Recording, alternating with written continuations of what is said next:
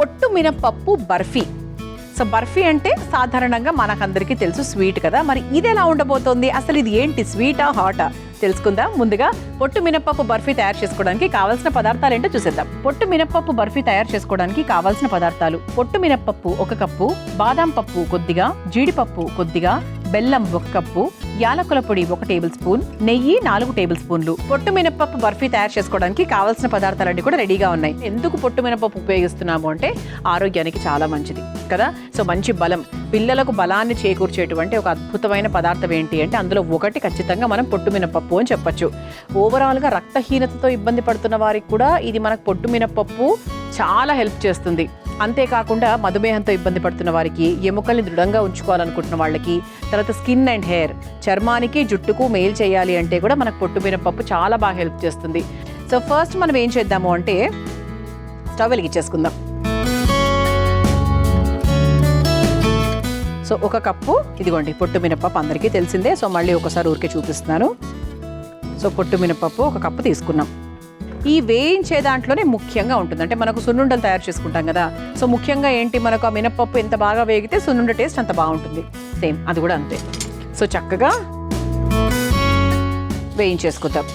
నెయ్యి ఏమి వేయాల్సిన అవసరం లేదు, 1 స్పూన్ వేసుకున్నా కూడా పర్వాలేదు, కాకపోతే నేను డ్రైగానే వేయిస్తున్నాను.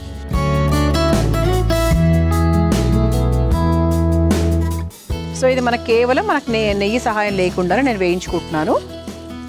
అంటే మనకి ఎలా తెలుస్తుంది అంటే ఒకటి మనకు లైట్గా రంగు మారుతుంది, ఒకటి అది కాకుండా మనకు మంచి సువాసన వస్తుంది. అంటే మినప్పప్పు మనకు ప్రాపర్గా వేగింది అంటే దాని ఇండికేషన్ ఏంటి అంటే స్మెల్ సూపర్గా వస్తుంది. అంటే మనతో పాటు మన ఇంట్లో వాళ్ళందరికీ కూడా వస్తుంది అనమాట. సో అది ఇండికేషన్ లాగా. సో ఇది మాత్రం చక్కగా మనం వేయించుకోవాలి. అది మన ముఖ్యమైన స్టెప్, అదొక్కటే కొంచెం పెద్ద స్టెప్. సో మిగతాదంతా కూడా మనకు చాలా సింపుల్గా చేసేసుకోవచ్చు. చూసారా లైట్గా రంగు మారింది, లైట్గా స్మెల్ కూడా వస్తుంది, బట్ ఇంకా రావాలి, ఇంకో 2 మినిట్స్ పడుతుంది. అండ్ మన కంచు పాత్రలు కదండి, ఎక్కువ టైం కూడా తీసుకోవాలండి, ఫాస్ట్గానే అయిపోతుంది. సో ఇది మనకు ఆల్మోస్ట్ ఒక 70% వేగినట్టే, బట్ ఇంకొక 30% ఉంది. సో ఇందులోనే మనం ఏం చేద్దామంటే ఇదిగోండి బాదాం ఉంది కదా, ఇలా బాదాము అలాగే జీడిపప్పు ఈ రెండింటిని కూడా వేసుకొని ఒక్కసారి వేయించేసుకుందాం. సో ఇక్కడ ఎక్కడా నేను నెయ్యి ఇప్పటి వరకు ఉపయోగించలేదు. ఒకవేళ మీకు నెయ్యితోనే అంటే వేయించుకోవడం అలవాటు ఇష్టము అనుకుంటే మీరు అలా కూడా చేసుకోవచ్చు. ఇప్పుడు మెల్లగా స్లోగా స్మెల్ రావడం స్టార్ట్ అయింది. ఇక్కడ మీకు రంగు చూసారా, లైట్గా వేగిన రంగు. సో రంగు కూడా మారడం స్టార్ట్ అయింది కాబట్టి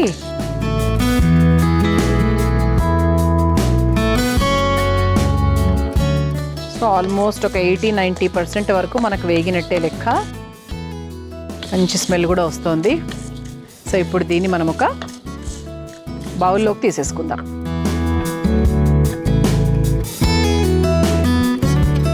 చూడండి కలర్ కూడా మనకు మారింది, సరిపోతుంది. మరి మాడగొట్టేస్తే మీకు ఆ మాడు వాసన వస్తుంది, అంతవరకు తీసుకెళ్ళకండి.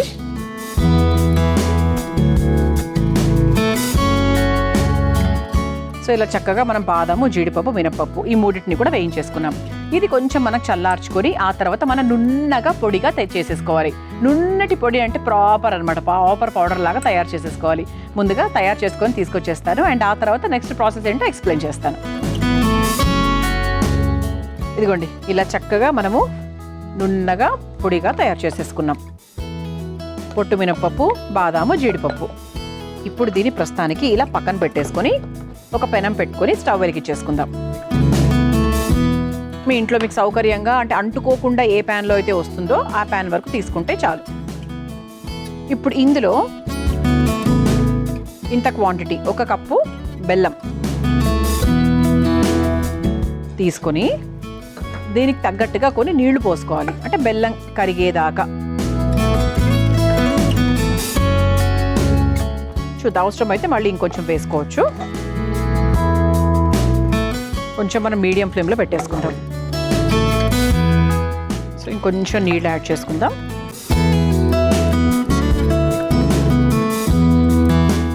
అంటే మనకి ఇలా పాకము అలా ఏం అక్కర్లేదు. సో మామూలుగా బెల్లం కరిగి కొంచెం మనకు లిక్విడ్గా అయితే సరిపోతుంది అనమాట.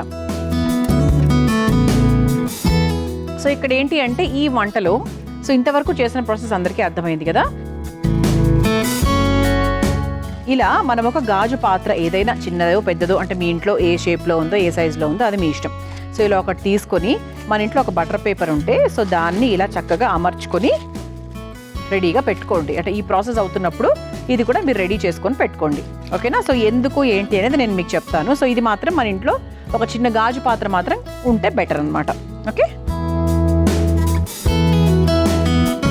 సో ఇక్కడ చూస్తే కనుక బెల్లం కూడా కరుగుతుంది. ఇది కొంచెం పూర్తిగా మనకు కరిగిన తర్వాత మనము ఈ పొడి ఏదైతే తయారు చేసుకున్నామో పొట్టు మినపప్పు విత్ డ్రై ఫ్రూట్స్, సో ఆ పొడిని చక్కగా ఈ బెల్లం నీళ్ళలో వేసుకుంటూ ఉండలు కట్టకుండా కలుపుకోవాలన్నమాట. సో అది ముఖ్యం, అది మెయిన్ ప్రాసెస్ ఇక్కడ.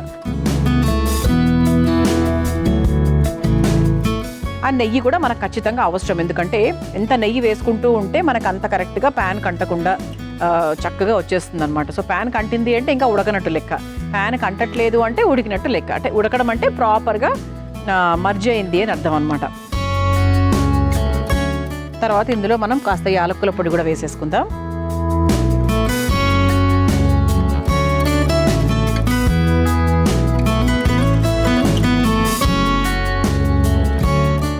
ఓకే, సో బెల్లం అంతా కూడా కరిగిపోయింది కాబట్టి ఇది కొంచెం మనకు మరీ హై ఫ్లేమ్లో కాకుండా కొంచెం మీడియం కన్నా కొంచెం తక్కువ ఫ్లేమ్లో పెట్టుకొని మనం తయారు చేసుకున్నటువంటి ఈ పొడి ఏదైతే ఉందో దాన్ని కొంచెం కొంచెంగా తీసుకుంటూ కలుపుకుంటూ వెళ్దాం. ఓకే,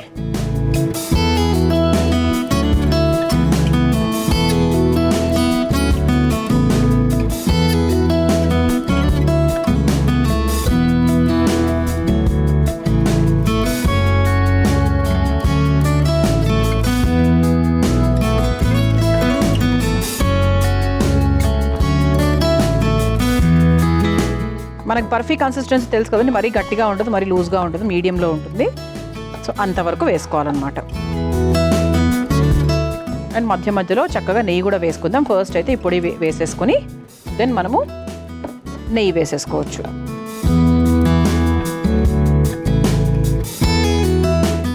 సో ఇప్పుడు దీంట్లో మనం కాస్త నెయ్యి వేసేసుకుందాం.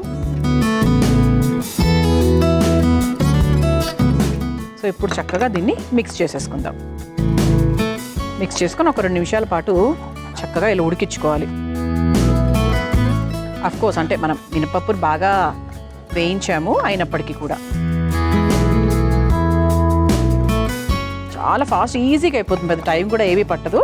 కాకపోతే బర్ఫీలు ఇట్లాంటివన్నీ కూడా ఏంటంటే మనకి నెయ్యి బేస్డ్ ఆన్ నెయ్యి.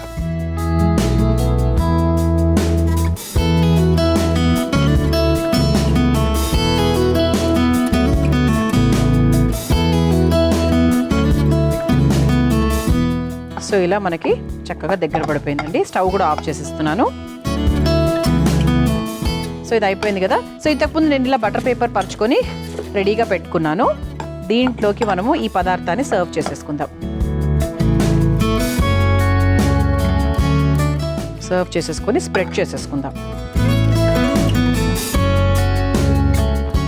వేడి మీదే మనకు నీట్గా స్ప్రెడ్ అయిపోతుంది. ఇది కొంచెం మనకు చల్లారిన తర్వాత చక్కగా బర్ఫీస్ లాగా కట్ చేసేసుకోవచ్చు.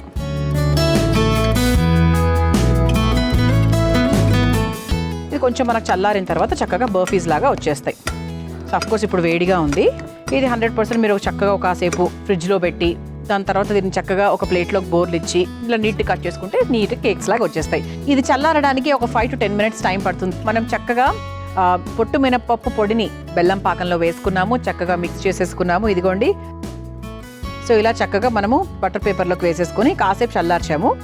మనకు ఆ వేడంతా కూడా బాగా తగ్గిపోయిందనమాట. సో ఇప్పుడు దీన్ని మనం ఇలా పేపర్తో తీసుకొని బటర్ పేపర్తో తీసుకొని ఇలా ముక్కలుగా వస్తే ముక్కల్లాగా తీసేసుకోవచ్చు.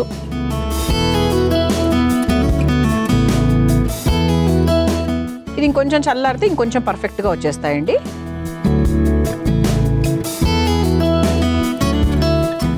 టేస్ట్ మాత్రం అదిరిపోతుందండి, ఎందుకంటే పొట్టు మినపప్పు కదా, పొట్టు మినపప్పుతో ఏం చేసినా కూడా చాలా చాలా రుచికరంగా ఉంటుంది. సో ఈ విధంగా మనము పొట్టు మినపప్పు బర్ఫీ తయారు చేసేసాము. సో చాలా సింపుల్గా చేసుకోవచ్చండి. సో మీ పిల్లలకు కూడా హాయిగా తయారు చేయండి, ఎంజాయ్ చేస్తారు. సో ఇది మీరు తయారు చేసుకోవాలనుకుంటే కావాల్సిన పదార్థాలు, తయారు చేసుకునే విధానం మరొకసారి చూసేయండి. పొట్టు మినప్పప్పు బర్ఫీ తయారు చేసుకోవడానికి కావాల్సిన పదార్థాలు: పొట్టు మినప్పప్పు 1 కప్పు, బాదాం పప్పు కొద్దిగా, జీడిపప్పు కొద్దిగా, బెల్లం 1 కప్పు, యాలకుల పొడి 1 టేబుల్ స్పూన్, నెయ్యి 4 టేబుల్ స్పూన్లు. పొట్టు మినప్పప్పు బర్ఫీ తయారు చేసుకునే విధానం: ముందుగా స్టవ్ వెలిగించి బాండీలో పొట్టు మినప్పప్పు వేసి వేయించి, ఆ తర్వాత అందులో బాదాం, జీడిపప్పు కూడా వేసి కలిపి వేయించుకొని ఒక బౌల్లోకి తీసుకోవాలి. ఇప్పుడు దీన్ని మెత్తగా పొడి కొట్టుకోవాలి. తర్వాత మళ్ళీ స్టవ్ వెలిగించి పాన్ లో బెల్లం, నీళ్లు, కాస్త యాలకుల పొడి వేసి కరిగించుకోవాలి. తర్వాత మెత్తగా పొడి చేసుకున్న పొట్టు మినప్పప్పు పొడిని వేసి ఉండలు కట్టకుండా కలుపుతూ మగ్గించుకోవాలి. తర్వాత అందులో కాస్త నెయ్యి పోసి పాన్ కి అంటకుండా మగ్గించుకోవాలి. తర్వాత బటర్ పేపర్ బౌల్లోకి తీసుకొని స్ప్రెడ్ చేసుకుని చల్లారిన తర్వాత చిన్న ముక్కలుగా కట్ చేసుకుని సర్వ్ చేసుకుంటే ఎంతో రుచికరమైన పొట్టు మినప్పప్పు బర్ఫీ రెడీ.